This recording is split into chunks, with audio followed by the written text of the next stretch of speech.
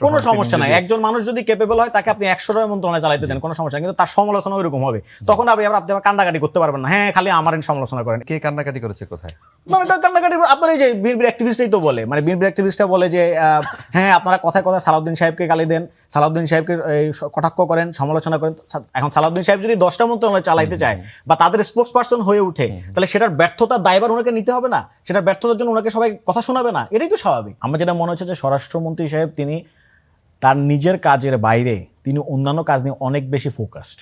মানে ধরেন আপনার সংবিধানে কি থাকবে থাকবে না, ইসলামী ব্যাংক কি জামাতের থাকবে কি জামাতের থাকবে না, জামাত ইসলাম কি ইসলাম না, মির্জা ফখরুল ইসলাম আলমগীর কি ইসলাম, মানে আপনি যখন দুনিয়ার সমস্ত বিষয়কে আপনি ডিল করবেন। আবার ধরেন উনি সীমান্ত হত্যা নিয়ে খুব একটা মানে পারিভাষিক এমন একটা কথা বলছেন যেটা কোনোভাবে অ্যাকসেপ্টেবল ছিল না, এবং ওনার মতো একজন বিদগ্ধ বিজ্ঞ আইনজ্ঞর কাছ থেকে এরা সম্পূর্ণ অনভিপ্রেত এবং অপ্রত্যাশিত ছিল।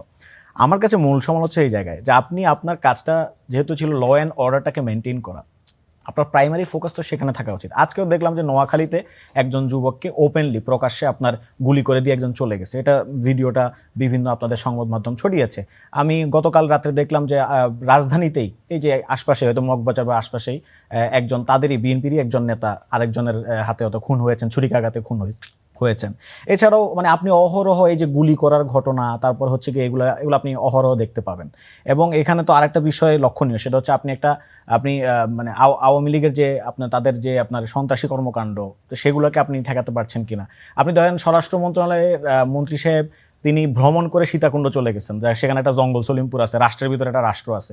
তো আপনি জঙ্গল সলিমপুরের প্রবলেম তো পরে সলভ করবেন, আপনি আপনার বাংলাদেশে বা আপনার ঢাকা শহরে বা অন্যান্য জায়গায় যেখানে খুবই অ্যাকুইট কিছু law and order situation deteriorate করছে, সেগুলি নিয়ে তো আপনার কাজ করা উচিত। মানে জঙ্গল সলিমপুরে আলাদা একটা কেজিএফ আছে, ওটাকে আপনি ডিল করবেন, ঠিক আছে ডিল করতে পারবেন, বাট আপনি আপনার মেইন সমস্যাটা আমার মনে হয় ফোকাস না। সীমান্ত হত্যা নিয়ে উনি একটা কথা বলে ফেলেছেন যেটা আমি মনে করি যে এখানে সামনে নিয়ে আসা প্রয়োজন। মানে এটাও হয়েছে এই কারণে যে উনি অনেক বিষয় নিয়ে আসলে ব্যাসেট উইথ, আমি আসলে এটা বলতে চাচ্ছিলাম এই কারণে আমার মাঝে মাঝে মনে হয় যে আসলে স্বরাষ্ট্রমন্ত্রী সাহেব বোধহয় মানে লোনলি পার্সন, মানে তাকে বোধহয় বিএনপি সকল দায়িত্ব দিয়ে দিছে, কারণ হচ্ছে অন্য মন্ত্রণালয় অন্য মন্ত্রীরা হয়তো এটা সামলাইতে পারছে না। ওই দিন দেখলাম সংসদে আমাদের ইকবাল মাহমুদ টুকু সাহেব, মানে বিদ্যুৎ এবং জ্বালানি মন্ত্রী, উনি মানে লোডশেডিং এর যে মানে লোডশেডিং যে হচ্ছে না এটা বুঝাইতে গিয়ে উনি একটা বিদ্যুৎ স্পৃষ্টতার ঘটনায় দেখলাম উনি হা করে হেসে উঠছেন আর কি। তো মানে উনারা যে ইনসেনসিটিভ কথাবার্তা বলেন, তো সেই জায়গায় আমি এটা আগেও বলছি, আমার মনে হচ্ছে যে হয়তো সালাউদ্দিন সাহেবকে দিলে উনি একটু কম ইনসেনসিটিভ কথাবার্তা বলে, উনি একটু হয়তো সংবেদনশীলভাবে মানে উনার মোটামুটি একটা যৌক্তিক লজিক্যাল জায়গা হাজির করার চেষ্টা করেন। এই কারণে বোধহয় বিএনপি সরকার তার সমস্ত দায়িত্ব, সেটা আপনার সীমান্ত হত্যা নিয়ে কথা বলা হোক বা এটা তো আপনি আপনার ফরেন মিনিস্টার কথা বলবে যে আপনি এটা সীমান্ত হত্যা, এটা সীমান্ত হত্যা না, বা আপনার সীমান্ত হত্যা কমানো দরকার। হ্যাঁ না আছে আমি বলতেছি না, আমি বুঝতে পেরেছি, মানে রেসপন্সিবিলিটি আছে, আমি নাই যেটা বলছি না, কিন্তু উনি তো এই যে রেসপন্সিবিলিটি পালন করতে কোথায় ব্যর্থ হয়েছেন আমি সেই জায়গাটা তুলে ধরতে চাচ্ছি আর কি।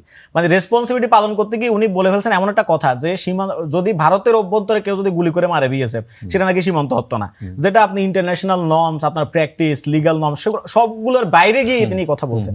আমি বলতে চাচ্ছি উনি এই কথা বললেন কেন বা ভুল করলেন কেন, তার কারণ হচ্ছে উনাকে আপনি দায়িত্ব দিয়ে রাখছেন দুনিয়ার সব বিষয়ে, এবং উনি আপনার একটা আইনমন্ত্রী আছে, সেই আইনমন্ত্রী সংবিধান বিষয়ে কম জানে, সংবিধান বিষয়ে ব্যাখ্যা দেওয়া হচ্ছে আপনার স্বরাষ্ট্রমন্ত্রী। আপনার ধরেন আপনার এই যে অন্য সকল ইস্যুতে মানে অর্থমন্ত্রী আপনার ব্যাংক নিয়ে বলবে, তো সেখানেও আপনার ব্যাখ্যা দেওয়া লাগে আপনার স্বরাষ্ট্রমন্ত্রীকে। তো আসলে আমি বুঝতে পারি না এটা কি আসলে বিএনপির ব্যর্থতা কিনা, যে সে তার অন্য আরো লোকজন যারা খুবই কেপেবল তাদেরকে পয়দা করতে পারে না এরকম কিছু, নাকি হচ্ছে গিয়ে অন্য আরেকজনকে বেশি দায়িত্ব দিয়েছে। মানুষ যদি কেপেবল হয়, তিনি যদি মুখপাত্র, কোনো সমস্যা নাই, একজন মানুষ যদি কেপেবল হয় তাকে আপনি 100টা মন্ত্রণালয় চালাইতে দেন, কোনো সমস্যা, কিন্তু তার সমালোচনা ওইরকম হবে, তখন আপনি কান্নাকাটি করতে পারবেন না, হ্যাঁ খালি আমার সমালোচনা করেন, এই কান্নাকাটি আপনি করতে পারবেন না। আপনি যদি বলেন যে আপনি 100 মন্ত্রণালয় চালাবেন, তাহলে 100 মন্ত্রণালয় যেখানে যেখানে ফেলিওর হবে সেখানে সেখানে আপনাকে ধরা হবে, এটাই খুব স্বাভাবিক বিষয়। কিন্তু কে কান্নাকাটি করেছে কোথায়? মানে কান্নাকাটি আপনার এই যে বিএনপির অ্যাক্টিভিস্টই তো বলে, মানে বিএনপির অ্যাক্টিভিস্টরা বলে যে হ্যাঁ আপনারা কথায় কথায় সালাউদ্দিন সাহেবকে গালি দেন, সালাউদ্দিন সাহেবকে কটাক্ষ করেন, সমালোচনা করেন। এখন সালাউদ্দিন সাহেব যদি 10টা মন্ত্রণালয় চালাইতে চায় বা তাদের স্পোক্স পার্সন হয়ে উঠে, তাহলে সেটার ব্যর্থতার দায়ভার ওনাকে নিতে হবে না? সেটার ব্যর্থতার জন্য ওনাকে সবাই কথা শোনাবে না? এটাই তো স্বাভাবিক।